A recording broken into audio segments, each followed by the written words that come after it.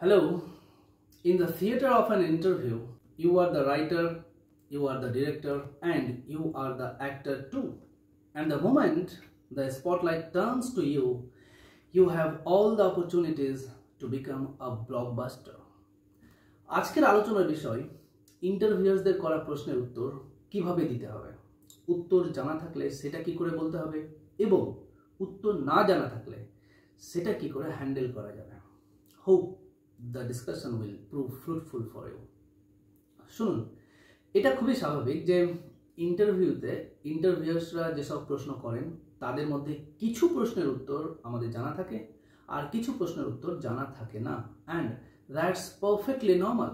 এক দুটো প্রশ্নের উত্তর না জানা থাকলেও সেটা কোনোভাবেই খুব নেগেটিভ প্রভাব ফেলে না। যা সত্যিই নেগেটিভ প্রভাব ফেলতে পারে তা হলো আপনার রেসপন্স দেওয়ার ধরন। এর আগের ভিডিওতেও আমরা মেনশন করেছিলাম এবং আবার বলছি, ইন্টারভিউতে আপনার নলেজ কতটা আছে সেটা নয়, বরং আপনি যতটুকু জানেন, যতটুকু নলেজ আছে সেটাকে কতটা দক্ষতার সাথে উপস্থাপন করতে পারছেন সেটাই আসল বিষয়।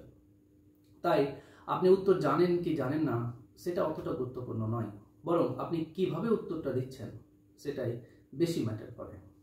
এমনও হতে পারে যে ইন্টারভিউতে আপনাকে এমন একটা প্রশ্ন করা হলো যার উত্তর আপনি জানেন এবং আপনি সঠিক উত্তরটিই দিলেন, তবুও আপনি নেগেটিভ স্কোর পেয়ে গেলেন। কারণ হতে পারে আপনার উত্তর ঠিক হলেও উত্তর দেওয়ার ধরনটি ইন্টারভিউয়ারদের পছন্দ হয়নি। তাই উত্তর জানা থাকলেও সেটা কিভাবে বলতে হবে সেটা জানা জরুরি। প্রশ্নের উত্তর দেওয়ার সময় যে কয়েকটা বিষয় মনে রাখা দরকার সেগুলো হলো, উত্তর দিন তবে সংযতভাবে, হামবাড়া ভাব দেখাবেন না। উত্তর জানেন বলেই অতিরিক্ত কথা বলা যাবে না, অতিরিক্ত আত্মবিশ্বাস দেখাবেন না। এমন একটা ব্যালেন্স রাখুন যেন পরের প্রশ্নের যদি উত্তর না জানেন তাও যেন সেটা সামলাতে পারেন। রেফারেন্স দিন যদি প্রয়োজন থাকে তবেই। প্রসঙ্গ ছাড়া এমনি রেফারেন্স দিলে সেটা শুনতে খারাপ লাগে। হ্যাঁ, আর উত্তর দেওয়ার সময় যেসব টার্ম, যেসব শব্দ সম্পর্কে আপনার যথেষ্ট নলেজ নেই, যথেষ্ট জ্ঞান নেই, খুব সাবধানতার সাথে সেগুলো ব্যবহার করা থেকে বিরত থাকুন, কারণ আপনার মুখের বাক্য থেকেই, শব্দ থেকেই প্রশ্ন করতে পারে। ওকে, এবার আসি সেই কন্ডিশনে যেখানে আপনাকে একটা প্রশ্ন করা হয়েছে এবং আপনি সেই প্রশ্নের উত্তর খুব ভালো করেই জানেন। মনে রাখবেন, সঠিক উত্তর বলে দিলেই যে আপনার সিলেকশন হয়ে যাবে ব্যাপারটা সেরকম না। উত্তর জানা থাকলেও সেটা বলার সময় কিছু বিষয় সম্পর্কে সচেতন থাকতে হবে। কি কি বিষয় সম্পর্কে সচেতন থাকতে হবে আসুন দেখে নিই। প্রথমত, প্রশ্নটা খুব মনোযোগ দিয়ে শুনুন। Listen carefully to the question before answering and then take a brief pause, খুব জোর 2-3 সেকেন্ডের পজ, আর এই 2-3 সেকেন্ডে নিজের থটসগুলো অর্গানাইজ করে নিন। Then acknowledge the question and start politely.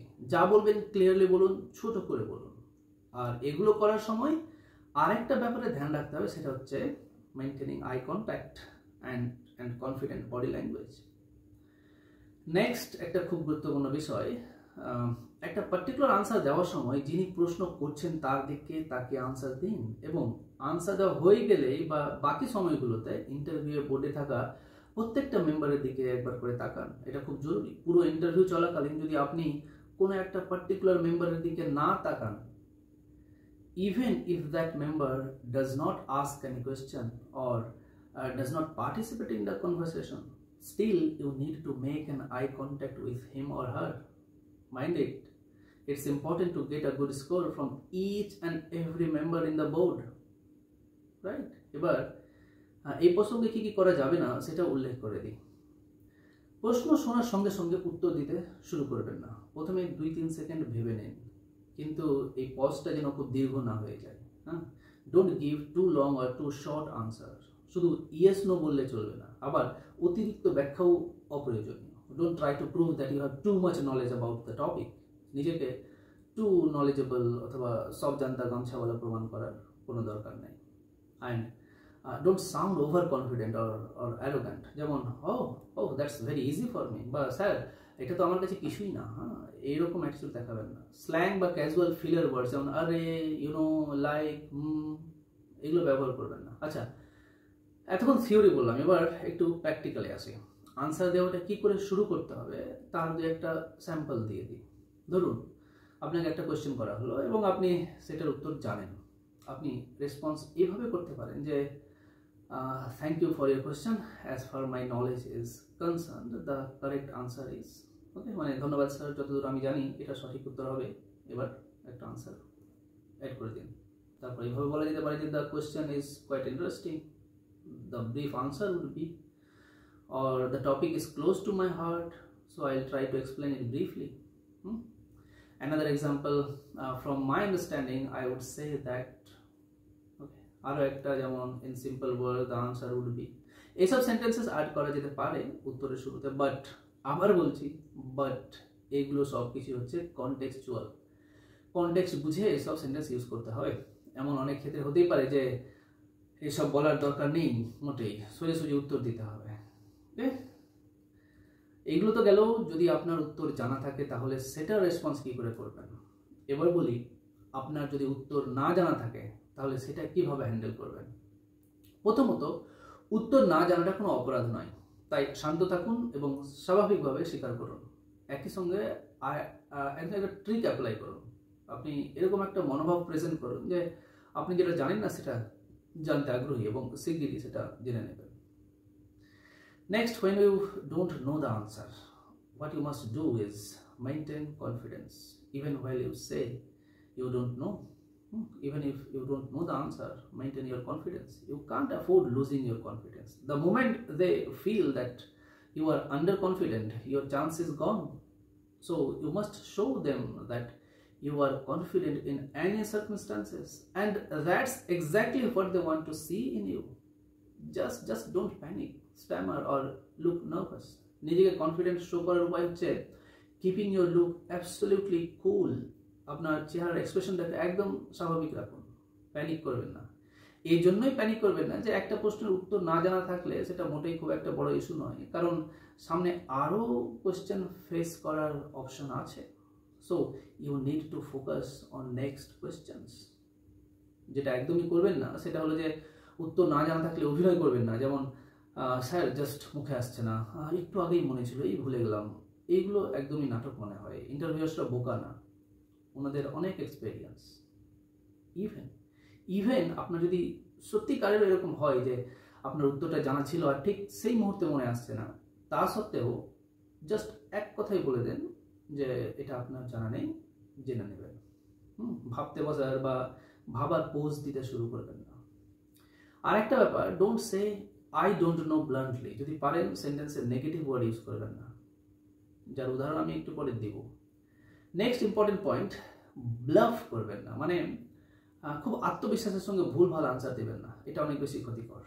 তারপর বারবার সরি স্যার, সরি ম্যাম বলবেন না, বা প্রতিটি প্রশ্নের পর বা উত্তর শুরু করার আগে thank you sir, thank you ma'am, thank you sir, thank you ma'am, এগুলো বলা থেকে বিরক্ত থাকুন। অতিরিক্ত হলে কিন্তু বিরক্তিকর মনে হয়। আচ্ছা, আমি কিছু সেন্টেন্সের উদাহরণ দিচ্ছি। উত্তর জানা না থাকলে সোজাসুজি আমি জানি না, আই ডোন্ট নো এগুলো না বলে, বা একটা সেন্টেন্সের মধ্যে কোনো নেগেটিভ ওয়ার্ড ইউজ না করে কি উপায়ে আপনার যে উত্তরটা জানা নেই সেটা জানিয়ে দেওয়া যায় বা এক্সপ্রেস করা যায়। ধরুন আপনাকে জিজ্ঞেস করলো ম্যাগনা কার্টা কি এবং এর গুরুত্ব কি। What do you know about the Magna Carta and what's the importance of the Magna Carta, and you don't know the answer. আপনার উত্তরটা জানা নেই, আপনি কোনোদিন এটা সম্পর্কে পড়েননি, বা কখন হয়তো পড়েছেন কিন্তু এখন ক্লিয়ারলি মনে আসছে না। এইসব ক্ষেত্রে আপনি এইভাবে রেসপন্স করতে পারেন যে sorry sir, I have to read about this, অথবা I am yet to learn this topic, অথবা I am sorry, it's difficult for me to recall right now, I will revise it soon. Or you can say thank you sir for asking this, actually I have limited knowledge on it, but I will definitely explore more. Or yet another way, that's a new question to me, I'll make sure to study it. বা এভাবে বলা যেতে পারে যে the question is unfamiliar to me, but I'll work on it. বা I hardly remember the answer, but I'll update myself on it. I hardly remember the answer, but I'll update myself on it. বা যদি একটু হয়তো আপনার মনে পড়ছে টপিকটা সম্পর্কে, তাহলে বলা যেতে পারে I have a very vague idea about it and I'll clear my concept soon. ঠিক আছে, আমি অনেকগুলো সেন্টেন্সের এক্সাম্পল দিলাম যেগুলোতে না বা নো ওয়ার্ডটা ইউজ না করেও আপনি যে উত্তর জানেন না সেটা জানিয়ে দেওয়া যায়। যদি নিতান্তই অক্ষম থাকেন এইসব সেন্টেন্স ফ্রেম করতে, তাহলে সিম্পলি বলবেন যে ম্যাম বা স্যার সরি, এই উত্তরটা জানা নেই, নিশ্চয়ই জেনে নেব। মনে রাখবেন, an interview is to a large extent a smart play of words, a game of word choice and expression. আপনি যদি সঠিক শব্দ সঠিক সময়ে সঠিকভাবে ছুড়ে দিতে পারেন, তাহলে ইন্টারভিউ আপনার হাতের মুঠোয়। That's all for today. See you next time again.